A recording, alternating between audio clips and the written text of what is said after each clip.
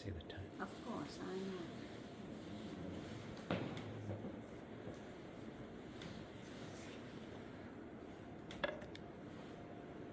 श्रीमद् भागवत में ये 22वां अध्याय है।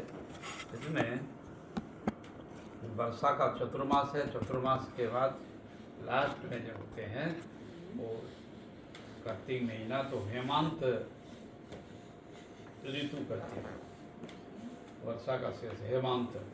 तो यहाँ पर सुखदेव गोस्वामी जी कह रहे हेमंतो प्रथम मासे नंद ब्रज कुमारिका यस्याहे विश्वं भुञ्जानां कृतायनम् अर्चनं व्रतम् अल्याञ्जु स्वाभावितं कालिन्द्या जलान्ते उदितस्त अरुणे कृत्वा प्रतिकृतं देवामान अनुपम से कथितम् गंधामल्यम सुरभि बलि बुद्धत्व प्रदीपकै उज्ज्वालसो उपहार प्रबाल फलान्तण्डुलै कर्तायनि महामाये महाजोगिनी अधीश्वरी नंद गोपसुतं देवी पतिं ते कुरु ते नमः। ओ हेमंत समय में जो है और वर्षा का बाद कार्तिक महीना, उस समय नंद ब्रज में जो नंद महाराज जी का जो ब्रज है, तो कुमारिकागण जो है वो भगवान के नित्य प्रतिदिन जमुना में जाकर भोर में स्नान करती और स्नान करके उसको फल फूल और ये सब जल से कर्तानी देवी की पूजा करती थी कालिंदी में भोर में। तो गंधमाल्य सुरभि वली विद्युतो धूप दीपक, तो स्नान करके और धूप दीप गंध पुष्प उच्चारण वस्त्र तो उपहार इत्यादि द्रव्य दान करती, तो कृष्ण को अर्पण करती। प्रलाप फल तंडुलय और सुगंधित से द्रव्य पुष्प और तंडुल अक्षत दे करके और भगवान का जो पूजा करती थी कर्तायनी देवी।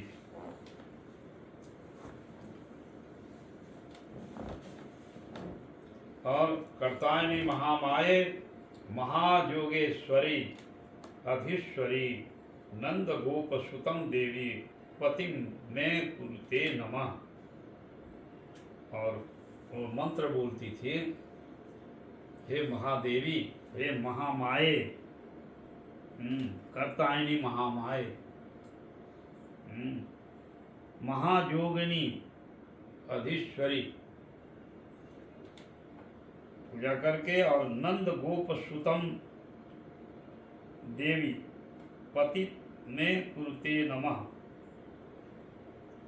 नंद के जो गोप है, नंद महाराज जी का जो पुत्र है, वो हे देवी आप मुझे वरदान दो, मैं पति के रूप में प्राप्त कर सकूं, पति के रूप में कृष्ण को मैं प्राप्त करूं, ऐसा आप वरदान दीजिए। तो बहुत भोर में वो सेवा पूजा करती थी, कर्तायनी देवी की पूजा करती थी और उसे भगवान प्रार्थना करती थी कि कृष्ण ही मेरे पति बने, आशीर्वाद में आप पति थे गुरु। हाँ, तो नंद गोप सुतम देवी पति में कुरुते नमः। हे देवी, आप जो है मुझे प्रसन्न होकर के और कृष्ण ही मेरा पति हो, यही वरदान दो आप। इति मंत्र जपत्वस्या पूजा चक्रु कुमारिका। इसी तरह से वो ब्रज की जो कुमारिका थी, कुमारी लड़कियां, वो सब को पूजा करती थी। एवं आसम व्रतम चेरु कुमारया कृष्ण चेतसा भद्रकाली समान समानचु भिन्नस्तो नंद सुतम पति। इसी तरह से यहाँ कुमारिका वो लोग कृष्ण की कामना करके और पूजा करते थे। कालिंदी, भद्रकाली मतलब जोग माया,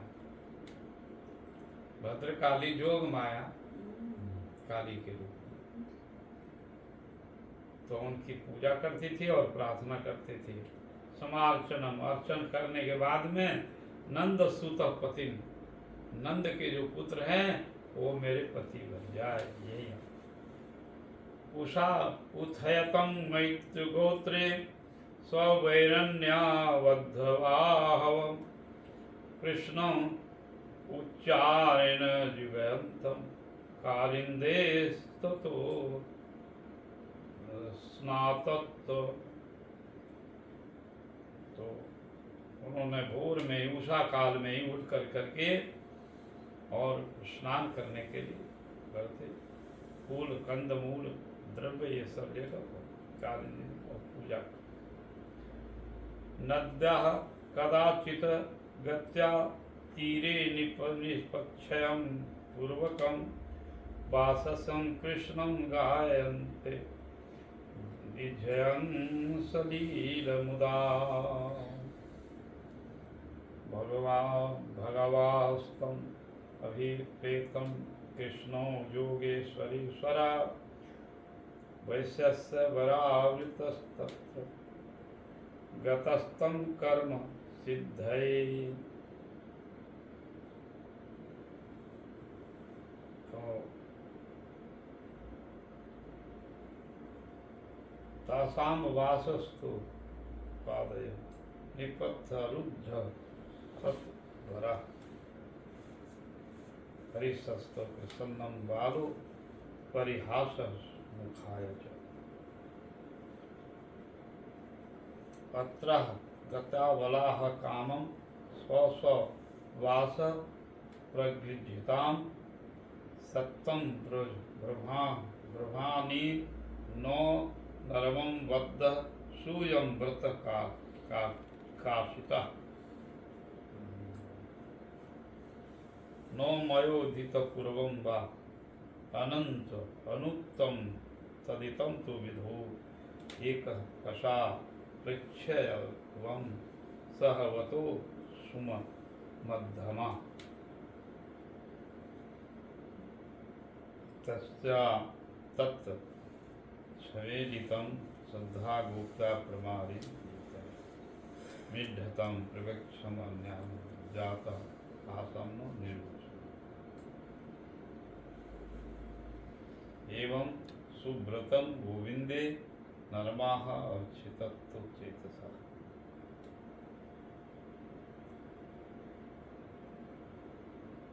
कंठा मगना शीतधे वैपमानस्तु।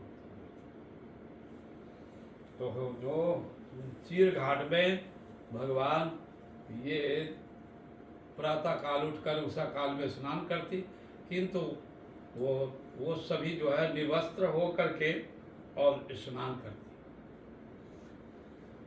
इसलिए एक दिन भगवान जो है कार्तिक महीना का लास्ट में कृष्ण आ गए और वस्त्र जो है उसे उठा कर करके कदम के पेड़ पर जो है रख दिया सबका, और कहते हैं कि तुमने अपराध किया, जल देवता वरुण देवता के अपराध किया, तुमने विवस्त्र होकर करके जल में नहीं उतरना चाहिए, ये अपराध है।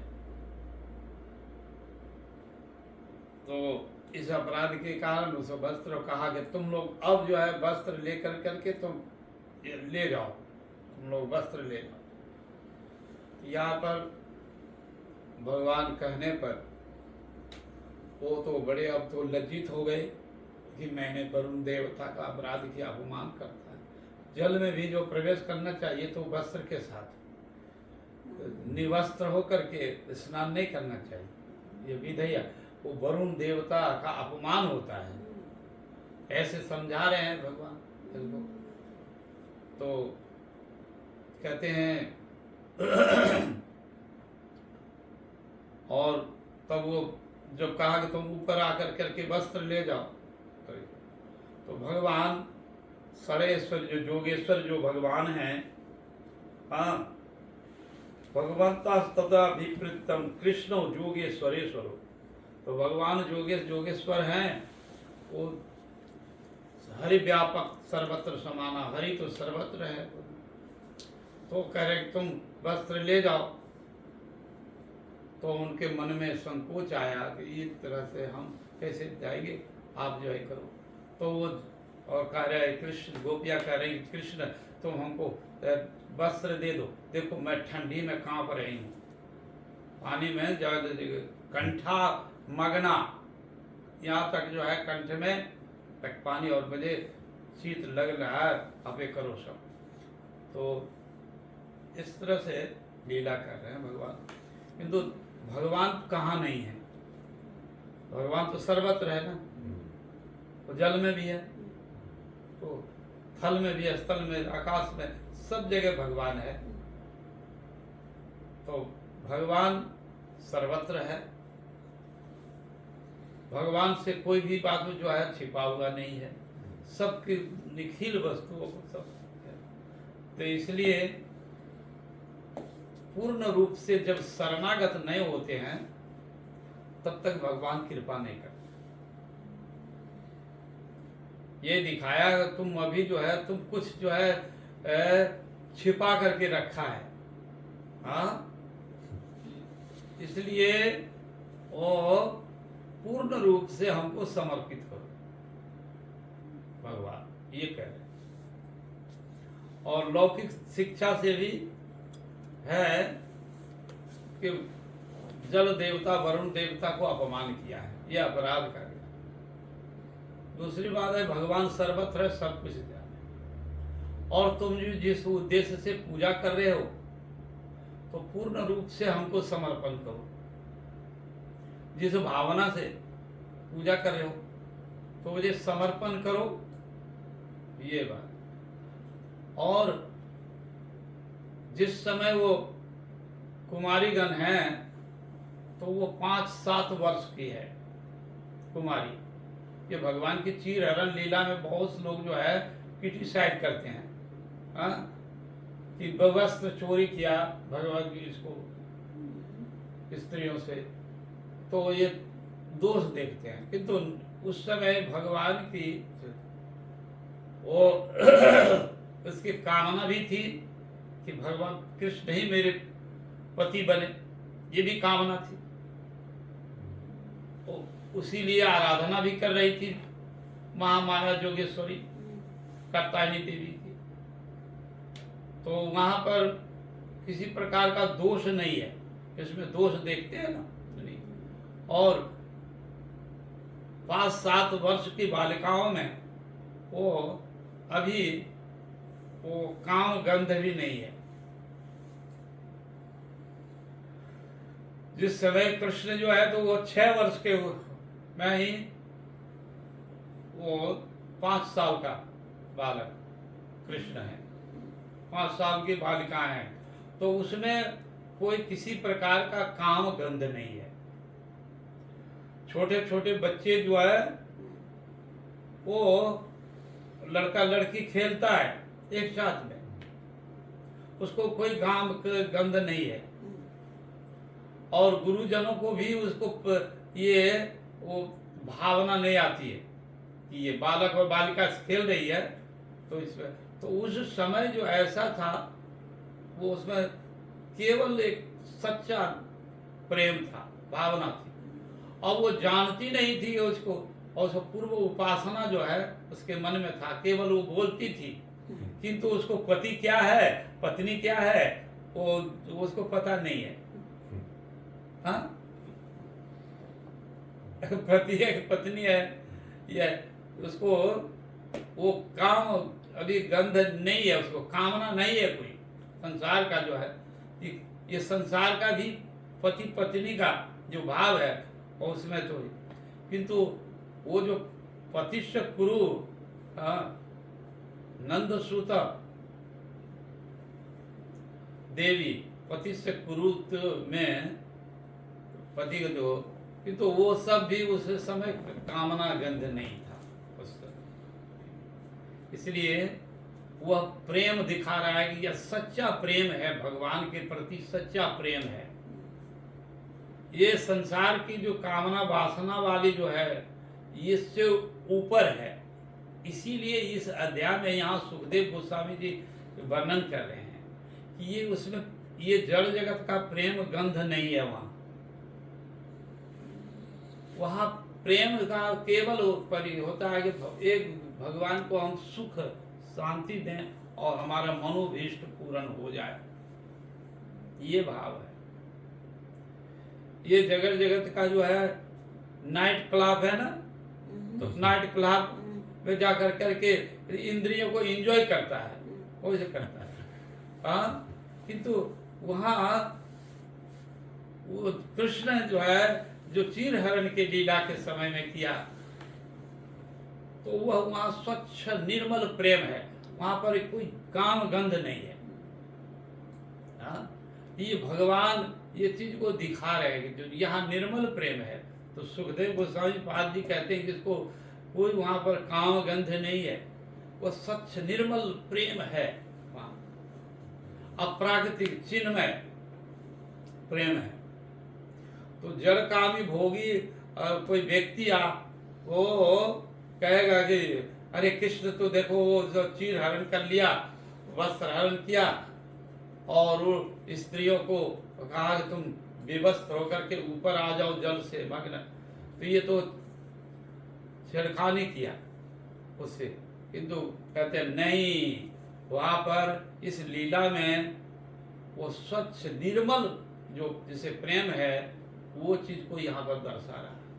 और ऐसे भी साधारण व्यक्ति 5 साल का बच्चा बालक बालिका में कोई काम गंध नहीं रहता है, तो उस समय का लीला है जब कृष्ण 5 साल के थे।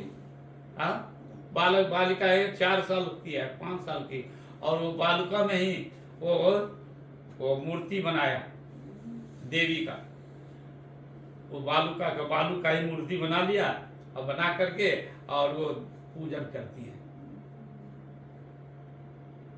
तो नैवेद्य देती हैं पुष्प चंदन धूप दीप से, और देवी का आरती करती हैं और पूजा करती हैं बालिका।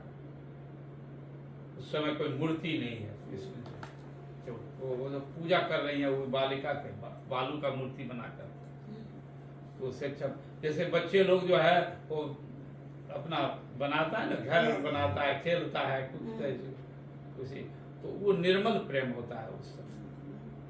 तो उस समय का ये लीला है भगवान की। किंतु भगवान जोगेश्वर जो है वो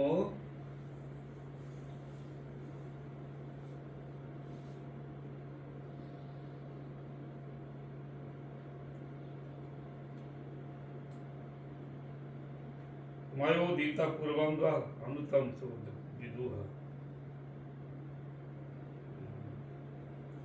तस्या ततः क्षमे नीतम दृष्ट्वा गुप्या प्रेम परिलुप्तः विद्यतां प्रेक्षयम् अन्येन जाता हास्यनो निर्युतः। तो इस तरह का वो गोपियों को से आवाहन किया, अभाव अकंठा मगना सीतदे वेशामान अब्रुवितम। तो उसको कह रहे कि अपने ले जाओ। मानयमो कृष्णस्तम नंद गोपसुतम प्रियम ज्ञानी में अंगः प्रज सलास्य देहिं वाससम देता श्याम सुंदर ते दास्यम कर्माम तवो दिताम देहि वाससे धर्मज्ञः नो चेत रजो। तो यहाँ पर गोपियाँ कह रही हैं कि हे कृष्ण, अब हमको किसी तरह से धर्म ये वस्त्र दान कर दो। तुम धर्मज्ञ हो, मैं धर्म नहीं जानती थी, धर्मज्ञ हो, इसलिए तुम हमारा वस्त्र को तुम जो है लौटा दो। और हे श्याम सुंदर ते दास्यम, तुम्हारा मैं दासी हूँ, मैं तुम्हारा दासी हूँ। तो वो दीता इस दासी को आप कृपा करो। तब भगवान वाच, भगवान करें भगवत्यो यदि मैं दास्यो प्रोक्तम वा करिष्यता करिष्यता अत्र गत्तम स्वभावासिन प्रतीक्षन्तु शुचि स्मिता ततो जलाशयं सर्व द्वारिकाः शीत व्यपिता पानीभ्यं योनिम आच्छादय प्रक्तम शीत कर्षिता।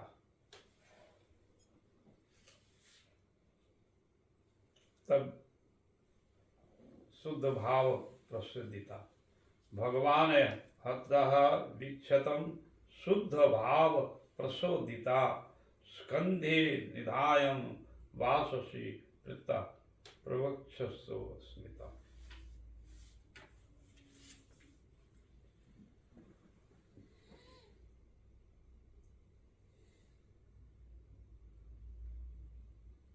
तब उन्होंने अपने अपने जो है वस्त्र लिया और कृष्ण भगवान से क्षमा याचना किए।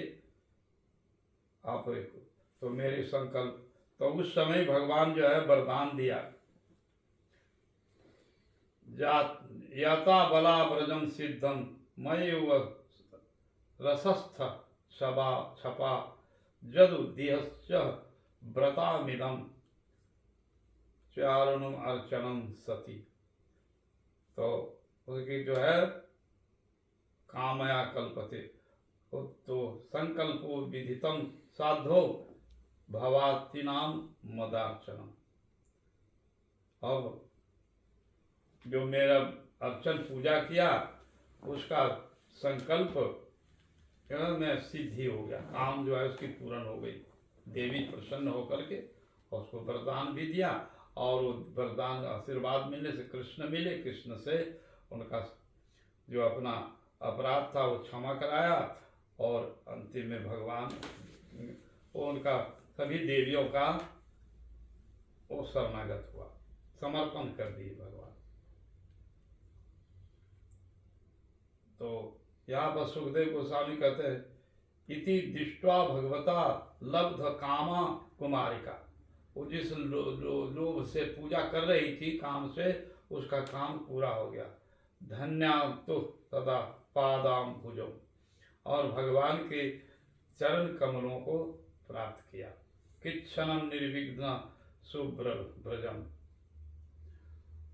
अथा गोपे परिवृतो भगवान देव की सुता वृंदावनाद गतो दूर आरण्यनम सहाग्रज। तो भगवान ने उनको पूजा का हुआ, सफल हुए। भगवान ने कहा कि तुम्हारी कामना पूर्ण होगी। तो वो कामना शरद पूर्णिमा के समय में पूर्ण हो। गोपियाँ वहाँ पर जो पूजा जो कर रही थी वो सब गोपी थी, श्रुति चरी, उपनिषद चरी और ऋषि चरी गोपी। तो दंड कारण में सीता का सौभाग्य देख करके वो तपस्या किए थे ऋषि चर, तो वो लोग जो है ब्रज में जन्म लिया, ब्रज में जन्म लेकर के कुमारी, और वो भगवान की आराधना करें, और उस आराधना किया कर्तायनी देवी का, उसको वरदान मिला। फिर भगवान, तो वो जो नित्य सिद्ध गोपियाँ भी थी उसमें,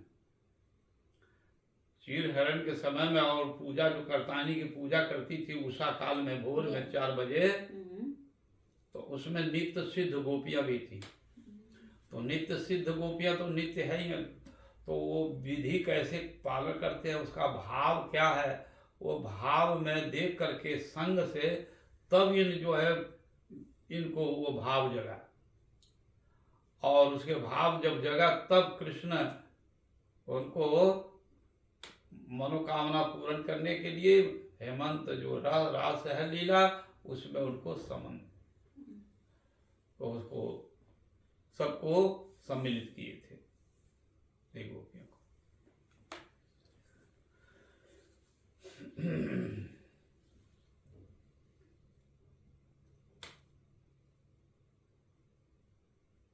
हे स्तोक कृष्ण हे अंशो श्रीदामना सुबल अर्जुना विशालभ्य तेजस्वतो देव प्रस्थम वरुत्थपा। अहो येषा वरम जन्मम सर्व पुण्य जीवनम सुजनस्तम येषाम वैमुखार्जन्ति अर्थिना। तो भगवान उनकी इन गोपियों को मनोकामना पूर्ण किया, रासलीला में सब उनका जीवन सफल हो गया। एता जन्म साफल्यम देहि नाम देहिषु प्राण अर्थ धियावाच स्वाश्रित सदा। यहाँ गोपों के साथ में गैया चराते हुए भगवान कह रहे हैं, हे स्तोक कृष्ण हे अंशो हे सीदामा हे सुबल हे अर्जुना विशालभ्य और देव प्रस्थम वारुद। तो देखो ये अहो येषाम परम जन्म सर्व पुण्य उपजीवनम। देखो ये वृक्ष जी जो है सबसे जीवन का सफल है, वो जो सब कुछ दूसरे को दे देता है। पेड़ है तो पेड़ में फल आएगा, तो वो फल जो है वो सब दूसरे को दे देता है, और लकड़ी भी उसे दूसरे का काम में आता है, अपना नहीं लेता है। तो कहते हैं कि देखो सखाओं को संबोधित करके कहा, हे सखा देखो ये जो वृक्ष है ना, ये सबसे परोपकारी है, सबसे परोपकारी। वो वृक्ष अपना फल नहीं खाता है, अपना छाया अपने नहीं लेता है, वो दूसरे को छाया देता है, और दूसरे को फल देता है, और जब मर कर सूख जाता है तो वो भी उसके उसी का काम में आ जाता है, मनुष्य के ही काम में आ जाता है, लगा लेता है। तो कितना ये उपकारी है। तो भगवान सखाओं को संबोधित करके कह रहे हैं,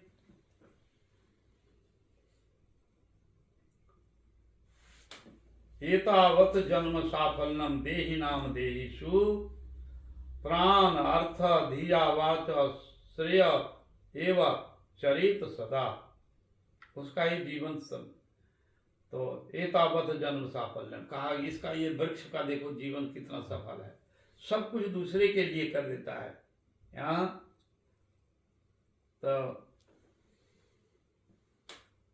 देहि नाम देहिषु, वो देहधारी मनुष्य जो है, तो कहते हैं कि देखो जिसका प्राण अर्थ धिया वाच, तो ये वृक्ष जब सब कुछ समर्पित कर देता है तो मनुष्य को भी तो समर्पण करना चाहिए।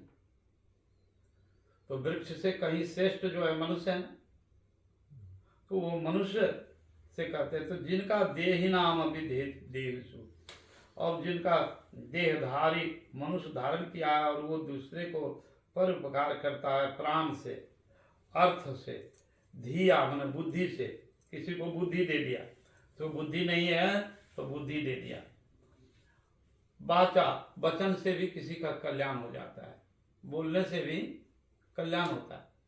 तो वाचा, तो ये चीज जो है श्रेय है। तो मनुष्य होकर करके प्राण अर्थ धिया बुद्धि जो भगवान के श्रेय मतलब भगवान, तो भगवान की सेवा में लग जाता है, किसी परमार्थ में पुण्य के कार्य में लग जाता है, तो उनका जीवन सफल है। ये तो जन्म सफल, उसी का जन्म सफल है, और शरीर देहधारियों को लिए जिनका प्राण अर्थ भगवान के सेवा में लग जाता है वही वो उनका मनुष्य जीवन सफल हो गया। इति प्रबाल तव फल पुष्प दलोत करे तरुण्यम नम्र सखा नाम मध्येन जमुना गता। तो उनकी जीवन जो है सब कुछ भगवान के चरणों में सफल होता है। तो श्रीय और प्रिय दो चीज होता है, एक होता है श्रीय और एक होता है प्रिय। ये संसार में प्रिय लगने वाला उसको प्रिय कहते हैं। संसार में जो स्नेह है, ममता है और ये सब जो है प्रिय वस्तु है। प्रिय वस्तु नाशवान क्षणभंगुर है, अनित्य है, और श्रीय वस्तु भगवान है। तो ये भगवान के उद्देश्य से यदि वो श्रेय वस्तु को करते हैं तो उनका श्रेष्ठ फल मिलता है भगवान की कृपा से, और उनको ये संसार से भक्ति मुक्ति प्राप्त कर लेते हैं। तो श्रेय और प्रिय दो चीज है। तो संसार में प्रिय व्यक्ति के लिए ही ज्यादा ये है प्रिय वस्तु।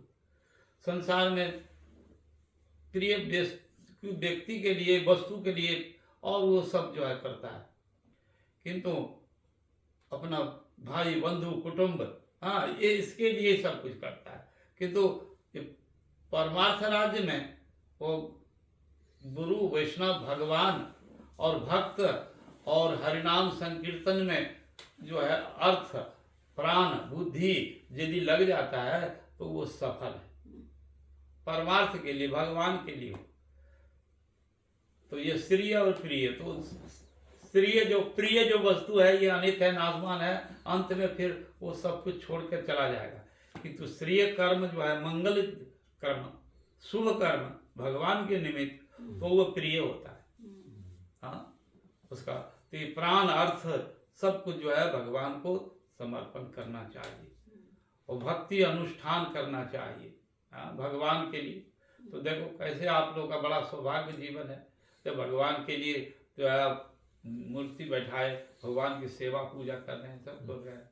कभी ऐसे ही जो भी थोड़ा बहुत जितना यथा साध्य है, कुछ जो है कोई जन्माष्टमी है, कोई फंक्शन है, हाँ, तो उसमें भक्तों को बुला करके कुछ जो है कीर्तन किया, भजन किया, कुछ प्रसाद बांटा भगवान के लिए, तो ये करता है। और दुनिया के लोग जो है केवल प्रिय में, तो आज मेरा बेटा का ये है बर्थडे है तो बड़ा बढ़िया महोत्सव करता है, फेस्टिवल, पार्टी करता है ना, और वो उसको, किंतु कृष्ण को समर्पण नहीं किया,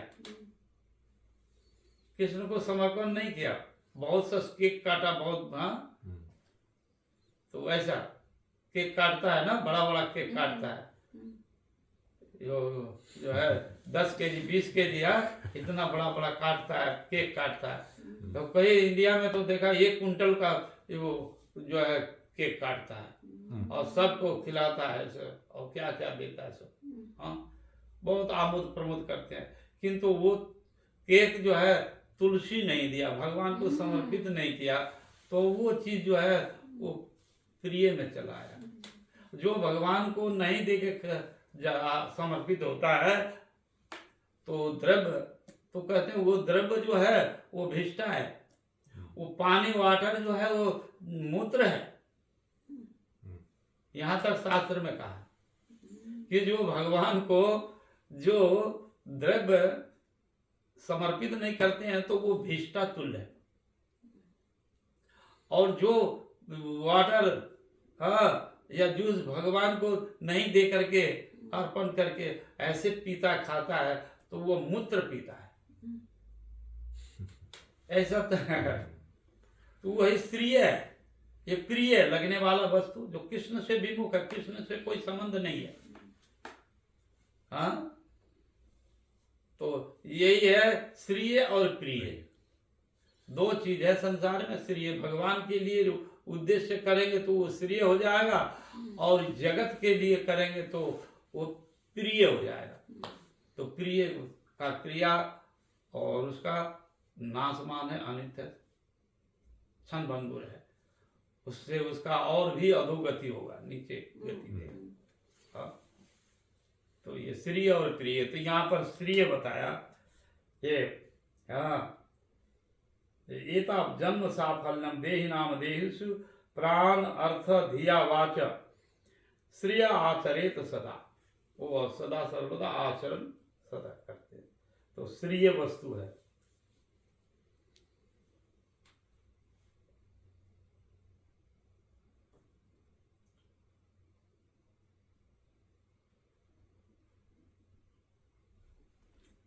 तो इति श्रीमद्भागवते महापुराणे परमहंसाय संहितायां द्वादश स्कंधे पूर्वार्धे गोपी वस्त्र अपहरो नाम द्वाविंशो अध्याय। हो गया हो गया हो गया ये हो गया। Very nice. बहुत अच्छा।